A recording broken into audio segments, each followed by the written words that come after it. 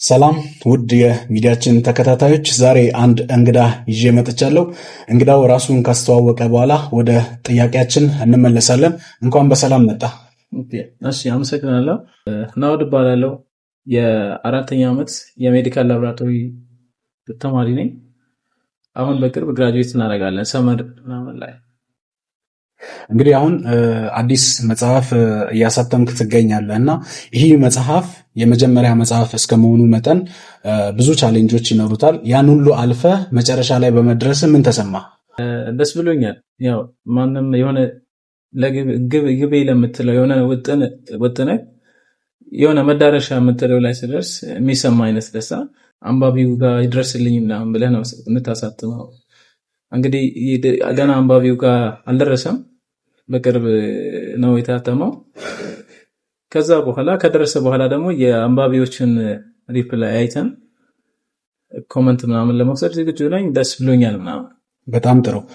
በዚሁ አጋጣሚ ወደ ግጥም ዓለም እንዴት እንደገባህ የተወሰነ ሀሳብ ብትሰጠን። ምክንያቱም ወደ ግጥም ዓለም ሰው እንግዲህ ዘው ብሎ አይገባም፣ የሆነ ነገር ይኖረዋልና አንተስ ወደ ግጥም ዓለም እንዴት ገባህ?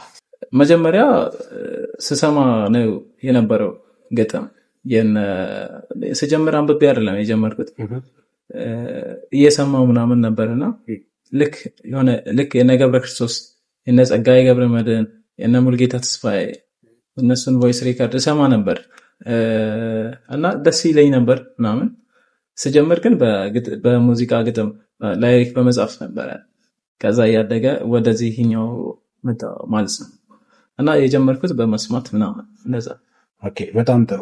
እንግዲህ መጽሐፍህ በጣም ማራኪ በሆነ አጻጻፍ የተዘጋጀ ነውና የመጽሐፉ ዋና መልእክት ምንድን ነው?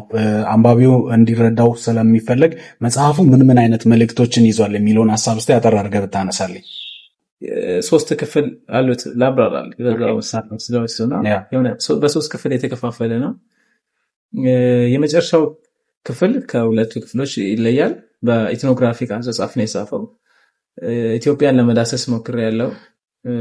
እንደ አካባቢ ደግሞ ደቡብ ምዕራብን ለመዳሰስ ሞክሬበታለሁ። እዛ መሀል 3ኛው ክፍል ላይ እንዴትም ብንሄድ የሆነ እንደ ጭብጥ ቢሆን ብዬ ደስ የሚለኝ የሆነ ህብረ ብሔራዊ የሆነ የጋራ ትርክት እንዲኖረን እፈልጋለሁ። እዛ ላይ የጋራ የሆነ ሴት ቢኖረን፣ የህብር የሆነ ትውፊት ቢኖረን እዛ ላይ ለማተኮር የሞክርበት እንትን ነውና እንደዛ አይነት ይችላል። በጣም ጥሩ። ከመጽሐፎች ከጻፍካቸው የግጥም መድብሎች መካከል የራስን ህይወት ይቃኛል ብለህ የምታስበው ብለህ የጻፍከው ግጥም አለ? ሳልኖረው የጻፍኩት አላስታውሰውም። ማለት የኖርኳቸው ናቸው ወይ ደግሞ የሆነ እንደዚህ የምታየው የምትሰማው ምናምን ከዛ አንጻር ግን ደግሞ እንዲህ ቦልድ ሆኖ ምናምን ያለ ልክ በቃ የኖርኩበት አደኩበት ማስታወሻ ያደረኩት ለምሳሌ እንዴት አይናፍቅ በቃ የሆነ እማቀው አካባቢ ነው የጻፍኩት ምናምን። ከዛ በተጨማሪ ደግሞ እዛ ውስጥ 2 ነው ልብስ የሚገዛልኝ በአመት፣ አንዴ ጥምቀት አንዴ አዲስ ዓመት ምትሰጥልኛልና እሱ በቃ ልጅነቴ ነው ምናምን የሆነ ያየው ያደኩት ልጅነቴ ነው። እኔ እንትን ያልኩት ነው ሪሊ ማለት የሆነ ወደ አርት ስታረገው የሆነ ኪነት ምናምን ግጥም ሲሆን ያ እንዲህ ባረገው ያምርልኛል የምትለውን ስንትን ብለው ከዛ አንፃር ትንሽ ያፓርገዋለሁ እንጂ ልጅነቴ ነው። በጣም ጥሩ። እንግዲህ ወደ ኪነ ጥበብ ዓለሙ ስንገባ አንዳንድ ሰዎች የሆነ የፊልም ተዋናይ አይቶ ይህንን ተዋናይ አይቼ ነው ወደ ትወናው የገባሁት ወይም ከልጅነቴ የሆነ አድናቂ ያለኝ የሚል ሀሳብ አላቸው። አንተስ ከግጥሙ ዓለም ከገጣሚያን የማን አድናቂ ነህ? መምረጥ ያስቸግራል። የሆነ ገጣሚ በሆነ መንገድ አሪፍ ስለሚሆን የመምረጥ ጉዳይ አለ።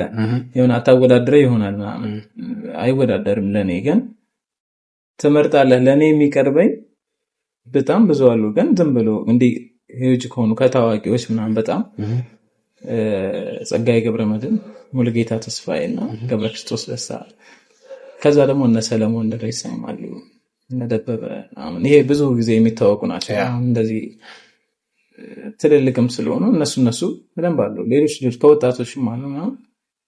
ግን ለኔ ሞር ይቀርቡኛል እነዚህ።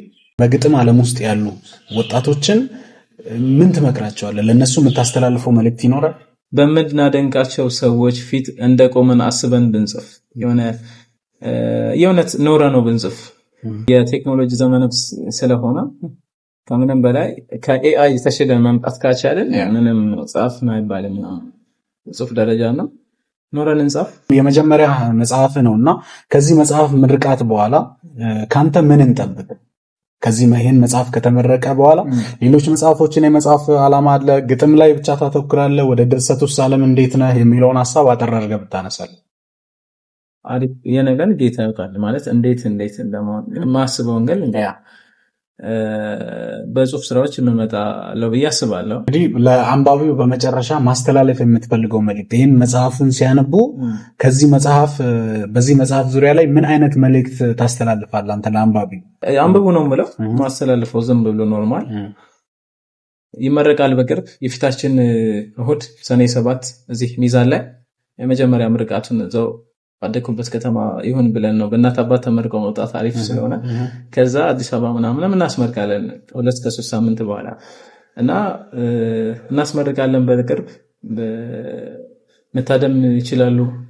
ከተማችን በሆቴል ሳላይሽ ነው የሚመረቀው።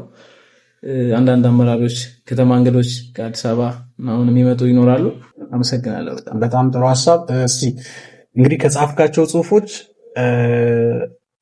በጣም የምትወደው ያው ከልጅ ልጅ ቢመርጡ ነው እና የሚሆነው ከዚህ ሁሉ ውስጥ አንድ ምረጥ ማለት ቢከብድም አጠር ያለች ግጥም ለተመልካች ብታቀርብ።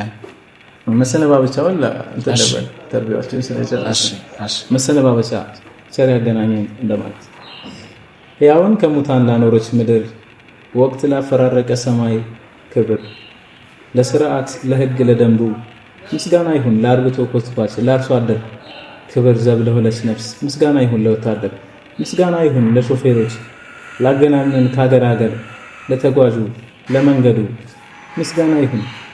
ምስጋና ይሁን ለመምህር ወደ ራስ እንድናይ ላደረጉን ወጉን ማዕረጉን ላሳየን ምስጋና ይሁን ለእናት አባት በበዓት ለተጉ መነኮሳት በሳት ለሚፈጉ አንጥረኛ ሁሉን ችለው ለያዙ ለመሪ ለዳኛ ለነጋዴ ጉልት ላለችው እናቴ ለጋሪ የትም ላሉ የትም ቤቶች ላስተናጋጅ ለመካሪ ለተሟጋጅ ለጋዜጠኛ ለስፖርተኛ ለቀራጺ ለአናጺ እድሜ ለቀጠሉልን ከአምላክ ምስጋና ይሁን ለሐኪም ለከያኒ ትላንትን ከነገ በዛሬ ላስተሳሰሩ ክብር ለጸሐፊ እጆች ለእርሶ ለአንባቢ አንደበት ለሰሜ ዝኖች ምስጋና ይሁን ለጌታ ፍቅር ይሁን ለሀገሬ ልጆች